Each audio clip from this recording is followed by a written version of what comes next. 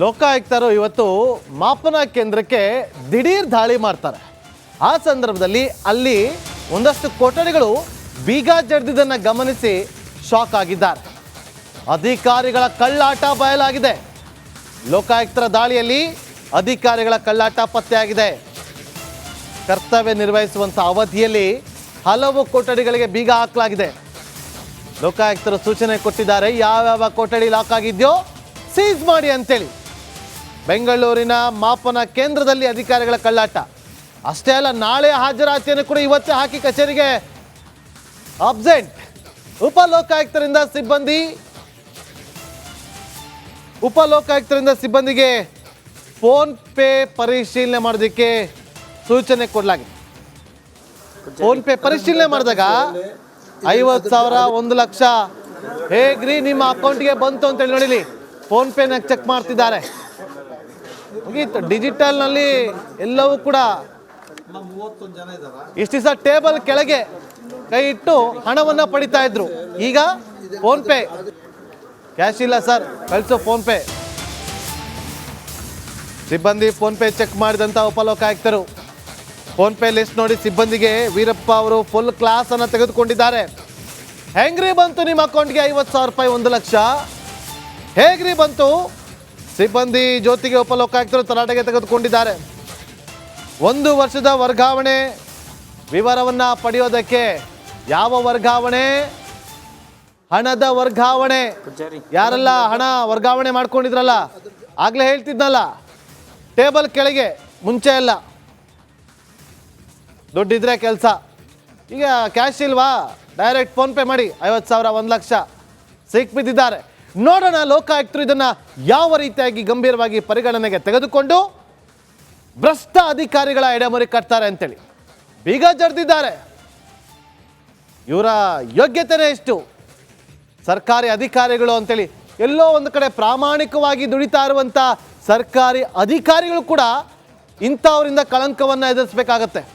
ನಾಳಿನ ಒಂದು ಡೇಟಲ್ಲೂ ಕೂಡ ಅಟೆಂಡೆನ್ಸ್ ಹಾಕಿ ಲಾಕ್ ಮಾಡ್ಕೊಂಡು ಹೋಗೋರೆ.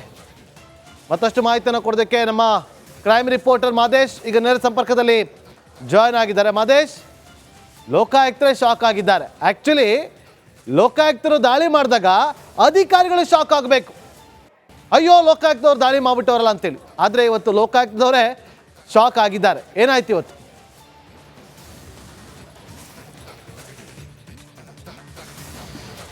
ಖಂಡಿತ ನಾಗೇಂದ್ರ ಬಾಬು, ಇವತ್ತು ಲೋಕಾಯುಕ್ತ ಅಧಿಕಾರಿಗಳೇ ಒಂದು ಕಚೇರಿ ಮೇಲೆ ದಾಳಿ ಮಾಡಿದಂಥ ಸಂದರ್ಭದಲ್ಲಿ ಶಾಕ್ ಆಗಿದ್ದಾರೆ. ಯಾಕಂದರೆ ಅಲ್ಲಿದ್ದಂಥ ಒಂದಷ್ಟು ಅವ್ಯವಸ್ಥೆ ಆಗಿರ್ಬೋದು, ಅಧಿಕಾರಿಗಳ ಕಳ್ಳಾಟವನ್ನು ನೋಡಿ ಸ್ವತಃ ಲೋಕಾಯುಕ್ತರು ಕೂಡ ಅದ್ರ ಬಗ್ಗೆ ಒಂದು ಕಮೆಂಟನ್ನು ಮಾಡುವಂಥ ಕೆಲಸವನ್ನು ಮಾಡಿದರು. ಇಷ್ಟು ದಿನಗಳಲ್ಲಿ ಹಲವು ಕಚೇರಿಗಳ ಮೇಲೆ ನಾವು ದಾಳಿ ಮಾಡಿದ್ವಿ, ಆದರೆ ಇದರಷ್ಟು ವರ್ಸ್ಟ್ ಕಚೇರಿಯನ್ನು ಎಲ್ಲಿ ನೋಡಿರಲಿಲ್ಲ ಅಂತ. ಸದ್ಯಕ್ಕೆ ನಾನು ಈ ಒಂದು ಕಚೇರಿ ಬಳಿದ್ದೀನಿ. ಮಧ್ಯಾಹ್ನ 1 ಗಂಟೆ ಎಕ್ಸಾಕ್ಟ್ಲಿ ಬರ್ತಾರೆ. ಅಂದರೆ ಸಾಕಷ್ಟು ದಿನಗಳಿಂದಲೂ ಕೂಡ ಈ ಒಂದು ಮಾಪನ ಸೌಧದಲ್ಲಿ ಸಾಕಷ್ಟು ಅವ್ಯವಹಾರಗಳು ನಡೀತಿದೆ, ಮತ್ತು ಒಂದಷ್ಟು ಲಂಚ ಒತ್ತಡ ಜಾಸ್ತಿ ಆಗಿದೆ ಅಂತೇಳಿ ಸಾರ್ವಜನಿಕರಿಂದ ಲೋಕಾಯುಕ್ತರಿಗೆ ದೂರು ಹೋಗುತ್ತೆ. ದೂರು ಬಂದ ಆಗಿನಿಂದಲೂ ಕೂಡ ಈ ಒಂದು ಕಚೇರಿ ಮೇಲೆ ಲೋಕಾಯುಕ್ತರು ಕಣ್ಣಿಟ್ಟಿರ್ತಾರೆ, ತನಿಖೆ ನಡೆಸ್ತಿರ್ತಾರೆ. ಸುಮಾರು 34 ಚೇಂಬರ್ಗಳಿದೆ, ಒಟ್ಟು 4 ಫ್ಲೋರ್ ಬರುತ್ತೆ ಈ ಒಂದು ಕಚೇರಿ.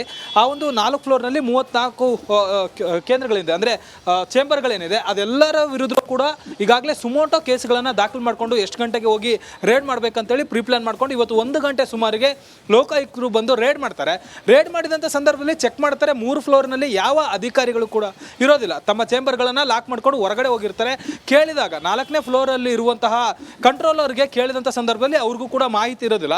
ಜೊತೆಗೆ ಪ್ರತಿಯೊಬ್ಬರು ಕೂಡ ಅಲ್ಲಿರುವಂಥ ಬಹುತೇಕ ಸಿಬ್ಬಂದಿಗಳು ನಾಳೆ ಮತ್ತು ನಾಡಿದ್ದನ್ನು ಕೂಡ ಹಾಜರಾತಿ ಬುಕ್ನಲ್ಲಿ, ರಿಜಿಸ್ಟರ್ ಬುಕ್ನಲ್ಲಿ ಸಹಿ ಮಾಡಿದ್ದಾರೆ. ನಾವು ಹಾಜರಾಗಿದ್ದೀವಿ ಅಂತೇಳಿ ಹಾಜರಾತಿಯನ್ನು ಕೂಡ ಹಾಕಿದ್ದಾರೆ. ಇದರ ಜೊತೆಗೆ ಅಲ್ಲಿದ್ದಂಥ ಒಂದಷ್ಟು ಸಿಬ್ಬಂದಿಗಳ ಮೊಬೈಲನ್ನು ಚೆಕ್ ಮಾಡಿದಂಥ ಸಂದರ್ಭದಲ್ಲಿ ಫೋನ್ ಪೇಲಿ ಕಳೆದ 4 ರಿಂದ 5 ತಿಂಗಳಲ್ಲಿ 4 ಲಕ್ಷಕ್ಕೂ ಅಧಿಕ ಹಣ ಟ್ರಾನ್ಸ್ಫರ್ ಆಗಿರೋದು ಗೊತ್ತಾಗಿದೆ. ಅದೆಲ್ಲದಕ್ಕೂ ಈಗಾಗಲೇ ಕ್ಲಾರಿಫಿಕೇಶನ್ನ ಪಡೆಯೋದಕ್ಕೆ ಮುಂದಾಗಿದ್ದಾರೆ. ಈಗಾಗಲೇ ಎಲ್ಲ ಅಧಿಕಾರಿಗಳ ವಿರುದ್ಧ ಪ್ರಕರಣವನ್ನು ದಾಖಲು ಮಾಡಿಕೊಂಡಿದ್ದೇವೆ.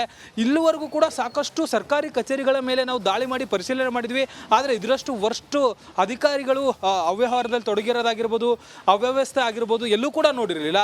ಇಲ್ಲಿರುವಂಥ ಎಲ್ಲ ಅಧಿಕಾರಿಗಳ ವಿರುದ್ಧ ಸಾಕಷ್ಟು ತೀವ್ರ ಕ್ರಮ ಕೈಗೊಳ್ತೇವೆ, ಉಗ್ರ ಕ್ರಮ ಕೈಗೊಳ್ತೇವೆ ಅಂತೇಳಿ ಈಗಾಗಲೇ ಲೋಕಾಯುಕ್ತರು ಕೂಡ ಹೇಳಿರುವಂಥದ್ದು. ಜೊತೆಗೆ ಒಳಗಡೆ ಈಗಾಗಲೇ ಅವರೇನು ಅಧಿಕಾರಿಗಳು ಬರ್ತಿದ್ದಾರೆ ಇದ್ದಕ್ಕಿದ್ದಂತೆ ಲಾಕ್ ಮಾಡ್ಕೊಂಡು ಹೋಗಿದ್ದಾರೆ. ಆ ಎಲ್ಲ ಕಚೇರಿಗಳನ್ನು ಕೂಡ ಸೀಸ್ ಮಾಡ್ತೀವಿ. ಸೀಸ್ ಮಾಡಿ ಒಳಗಡೆ ಏನೆಲ್ಲ ಇದೆ ಡಾಕ್ಯುಮೆಂಟ್ಗಳಾಗಿರ್ಬೋದು, ಅವ್ರು ಏನೆಲ್ಲ ಅಕ್ರಮಗಳು ಮಾಡಿದ್ದಾರೆ ಎಲ್ಲದಕ್ಕೂ ಸಂಬಂಧಪಟ್ಟಂತೆ ಮಾಹಿತಿಗಳನ್ನ ಪಡೆದು ಅವರ ವಿರುದ್ಧ ಕೂಡಲೇ ಕಠಿಣ ಕ್ರಮಗಳನ್ನು ತೆಗೆದುಕೊಳ್ತೇವೆ ಅಂತೇಳಿ ಲೋಕಾಯುಕ್ತರಾದ BS ಪಾಟೀಲ್ ಅವರು ಈಗಾಗಲೇ ಸೂಚನೆ ನೀಡಿದ್ದಾರೆ. ಸದ್ಯಕ್ಕೆ ಒಳಗಡೆ ಇನ್ನೂ ಕೂಡ 4 ಫ್ಲೋರ್ನಲ್ಲೂ ಕೂಡ ಅಧಿಕಾರಿಗಳಿಂದ ಪರಿಶೀಲನೆ ನಡೀತಿದೆ. ಯಾವ್ಯಾವ ಅಧಿಕಾರಿಗಳು ಎಷ್ಟೆಷ್ಟು ಅವ್ಯವಹಾರದಲ್ಲಿ ಭಾಗಿಯಾಗಿದ್ದಾರೆ, ಅವ್ರು ಏನೇನು ಕೆಲಸ ಮಾಡಿದ್ದಾರೆ, ಎಷ್ಟು ಲಂಚ ಪಡೆದಿದ್ದಾರೆ ಅನ್ನೋದಕ್ಕೆ ಸಂಬಂಧಪಟ್ಟಂತೆ ಸಾಕಷ್ಟು ಮಾಹಿತಿಗಳನ್ನ ಕಲೆ ಹಾಕ್ತಿದ್ದಾರೆ Nagendra Babu. Okay, thank you Mahesh. ನಿಮ್ಮೆಲ್ಲ ಲೋಕಾಯುಕ್ತರು ಇವತ್ತು ಮಾಪನ ಕೇಂದ್ರಕ್ಕೆ ದಿಢೀರ್ ದಾಳಿ ಮಾಡ್ತಾರೆ. ಆ ಸಂದರ್ಭದಲ್ಲಿ ಅಲ್ಲಿ ಒಂದಷ್ಟು ಕೊಠಡಿಗಳು ಬೀಗ ಜಡ್ದಿದ್ದನ್ನು ಗಮನಿಸಿ ಶಾಕ್ ಆಗಿದ್ದಾರೆ. ಅಧಿಕಾರಿಗಳ ಕಳ್ಳಾಟ ಬಯಲಾಗಿದೆ. ಲೋಕಾಯುಕ್ತರ ದಾಳಿಯಲ್ಲಿ ಅಧಿಕಾರಿಗಳ ಕಳ್ಳಾಟ ಪತ್ತೆಯಾಗಿದೆ. ಕರ್ತವ್ಯ ನಿರ್ವಹಿಸುವಂಥ ಅವಧಿಯಲ್ಲಿ ಹಲವು ಕೊಠಡಿಗಳಿಗೆ ಬೀಗ ಹಾಕಲಾಗಿದೆ. ಲೋಕಾಯುಕ್ತರು ಸೂಚನೆ ಕೊಟ್ಟಿದ್ದಾರೆ, ಯಾವ್ಯಾವ ಕೊಠಡಿ ಲಾಕ್ ಆಗಿದೆಯೋ ಸೀಸ್ ಮಾಡಿ ಅಂತೇಳಿ. ಬೆಂಗಳೂರಿನ ಮಾಪನ ಕೇಂದ್ರದಲ್ಲಿ ಅಧಿಕಾರಿಗಳ ಕಳ್ಳಾಟ ಅಷ್ಟೇ ಅಲ್ಲ, ನಾಳೆ ಹಾಜರಾತಿಯನ್ನು ಕೂಡ ಇವತ್ತೇ ಹಾಕಿ ಕಚೇರಿಗೆ ಅಬ್ಸೆಂಟ್. ಉಪಲೋಕಾಯುಕ್ತರಿಂದ ಸಿಬ್ಬಂದಿಗೆ ಫೋನ್ ಪೇ ಪರಿಶೀಲನೆ ಮಾಡೋದಕ್ಕೆ ಸೂಚನೆ ಕೊಡಲಾಗಿದೆ. ಫೋನ್ ಪೇ ಪರಿಶೀಲನೆ ಮಾಡಿದಾಗ 50,000 1 ಲಕ್ಷ ಹೇಗ್ರಿ ನಿಮ್ಮ ಅಕೌಂಟ್ಗೆ ಬಂತು ಅಂತೇಳಿ ನೋಡಿಲಿ ಫೋನ್ ಪೇನ ಚೆಕ್ ಮಾಡ್ತಿದ್ದಾರೆ. ಮುಗೀತು. ಡಿಜಿಟಲ್ನಲ್ಲಿ ಎಲ್ಲವೂ ಕೂಡ ಇಷ್ಟು ದಿವಸ ಟೇಬಲ್ ಕೆಳಗೆ ಕೈ ಇಟ್ಟು ಹಣವನ್ನು ಪಡಿತಾ ಇದ್ರು. ಈಗ ಫೋನ್ ಪೇ, ಕ್ಯಾಶ್ ಇಲ್ಲ ಸರ್ ಕಳಿಸೋ ಫೋನ್ ಪೇ. ಸಿಬ್ಬಂದಿ ಫೋನ್ ಪೇ ಚೆಕ್ ಮಾಡಿದಂಥ ಉಪಲೋಕಾಯುಕ್ತರು ಫೋನ್ ಪೇ ಲಿಸ್ಟ್ ನೋಡಿ ಸಿಬ್ಬಂದಿಗೆ ವೀರಪ್ಪ ಅವರು ಫುಲ್ ಕ್ಲಾಸ್ ಅನ್ನು ತೆಗೆದುಕೊಂಡಿದ್ದಾರೆ. ಹೆಂಗ್ರಿ ಬಂತು ನಿಮ್ಮ ಅಕೌಂಟ್ಗೆ 50,000 ರೂಪಾಯಿ 1 ಲಕ್ಷ ಹೇಗ್ರಿ ಬಂತು? ಸಿಬ್ಬಂದಿ ಜ್ಯೋತಿಗೆ ಉಪಲೋಕಾಯುಕ್ತರು ತರಾಟೆಗೆ ತೆಗೆದುಕೊಂಡಿದ್ದಾರೆ. 1 ವರ್ಷದ ವರ್ಗಾವಣೆ ವಿವರವನ್ನು ಪಡೆಯೋದಕ್ಕೆ ಯಾವ ವರ್ಗಾವಣೆ? ಹಣದ ವರ್ಗಾವಣೆ. ಯಾರೆಲ್ಲ ಹಣ ವರ್ಗಾವಣೆ ಮಾಡ್ಕೊಂಡಿದ್ರಲ್ಲ, ಆಗ್ಲೇ ಹೇಳ್ತಿದ್ನಲ್ಲ, ಟೇಬಲ್ ಕೆಳಗೆ ಮುಂಚೆ ಎಲ್ಲ ದುಡ್ಡಿದ್ರೆ ಕೆಲಸ. ಈಗ ಕ್ಯಾಶ್ ಇಲ್ವಾ, ಡೈರೆಕ್ಟ್ ಫೋನ್ ಪೇ ಮಾಡಿ 50,000 1 ಲಕ್ಷ ಸಿಕ್ಬಿದ್ದಿದ್ದಾರೆ. ನೋಡೋಣ ಲೋಕಾಯುಕ್ತರು ಇದನ್ನು ಯಾವ ರೀತಿಯಾಗಿ ಗಂಭೀರವಾಗಿ ಪರಿಗಣನೆಗೆ ತೆಗೆದುಕೊಂಡು ಭ್ರಷ್ಟ ಅಧಿಕಾರಿಗಳ ಎಡೆಮರಿ ಕಟ್ತಾರೆ ಅಂತೇಳಿ ಬೀಗ ಜಡ್ದಿದ್ದಾರೆ. ಇವರ ಯೋಗ್ಯತೆನೇ ಎಷ್ಟು? ಸರ್ಕಾರಿ ಅಧಿಕಾರಿಗಳು ಅಂತೇಳಿ ಎಲ್ಲೋ ಒಂದು ಕಡೆ ಪ್ರಾಮಾಣಿಕವಾಗಿ ದುಡಿತಾ ಇರುವಂಥ ಸರ್ಕಾರಿ ಅಧಿಕಾರಿಗಳು ಕೂಡ ಇಂಥವರಿಂದ ಕಳಂಕವನ್ನು ಎದುರಿಸಬೇಕಾಗತ್ತೆ. ನಾಳಿನ ಒಂದು ಡೇಟಲ್ಲೂ ಕೂಡ ಅಟೆಂಡೆನ್ಸ್ ಹಾಕಿ ಲಾಕ್ ಮಾಡ್ಕೊಂಡು ಹೋಗೋರೆ. ಮತ್ತಷ್ಟು ಮಾಹಿತಿಯನ್ನು ಕೊಡೋದಕ್ಕೆ ನಮ್ಮ ಕ್ರೈಮ್ ರಿಪೋರ್ಟರ್ ಮಾದೇಶ್ ಈಗ ನೇರ ಸಂಪರ್ಕದಲ್ಲಿ ಜಾಯ್ನ್ ಆಗಿದ್ದಾರೆ. ಮಾದೇಶ್, ಲೋಕಾಯುಕ್ತರೇ ಶಾಕ್ ಆಗಿದ್ದಾರೆ. ಆ್ಯಕ್ಚುಲಿ ಲೋಕಾಯುಕ್ತರು ದಾಳಿ ಮಾಡಿದಾಗ ಅಧಿಕಾರಿಗಳು ಶಾಕ್ ಆಗಬೇಕು, ಅಯ್ಯೋ ಲೋಕಾಯುಕ್ತವ್ರು ದಾಳಿ ಮಾಡಿಬಿಟ್ಟವರಲ್ಲ ಅಂತೇಳಿ. ಆದರೆ ಇವತ್ತು ಲೋಕಾಯುಕ್ತದವರೇ ಶಾಕ್ ಆಗಿದ್ದಾರೆ. ಏನಾಯ್ತು ಇವತ್ತು?